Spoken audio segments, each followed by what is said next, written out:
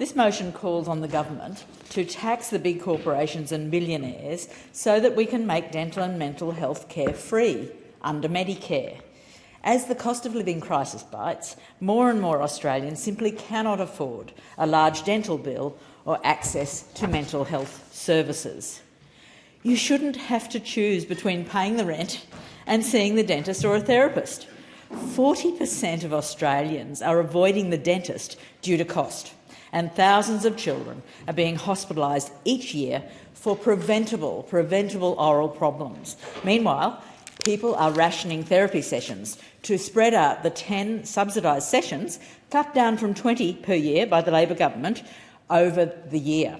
A quarter of people who need mental health support are delaying or just not seeing a psychologist due to cost. That's hundreds of thousands of Australians suffering for no other reason than our heartless government.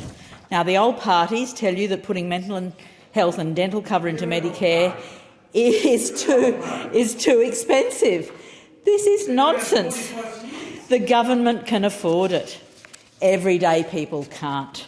We're paying hundreds a year just for teeth checkups, hundreds more if something needs fixing. For those needing frequent psychological visits, you'll be thousands out of pocket.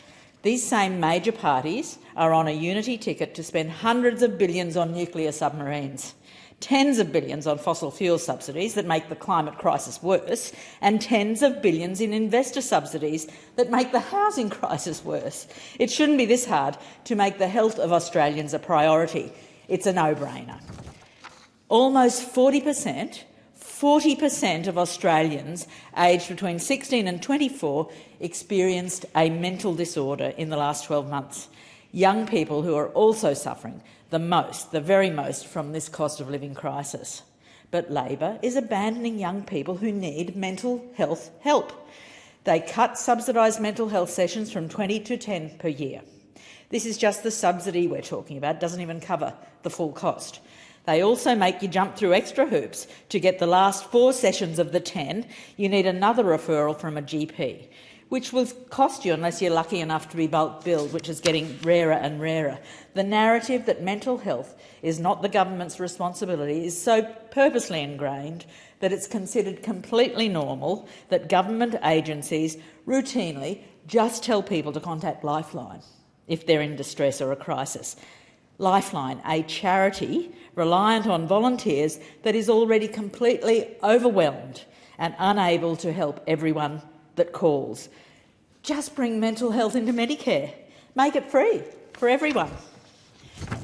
Medicare's broken in Australia. We do not have a universal healthcare system. Mental and dental health is excluded from Medicare, and public hospitals are absolutely overwhelmed and underfunded. And just to top it all off, our amazing GPs at the front line just cannot keep up. In my electorate of Ryan, it's pretty much impossible to find a GP who will and can bulk bill. If you're lucky, you might pay $40 to cover the gap. In many cases, it's much higher than that.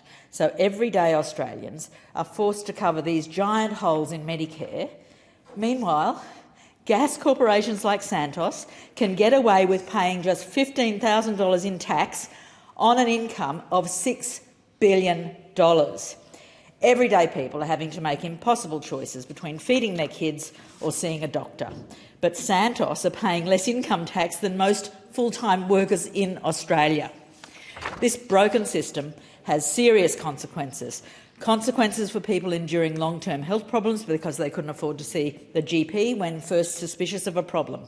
Consequences in our hospitals due to a lack of preventative health care. But Labor clearly prefers things getting materially worse for everyday people to taxing their corporate donors to pay for the health care of all Australians. Authorised by E. Watson Brown, Australian Greens, Taringa.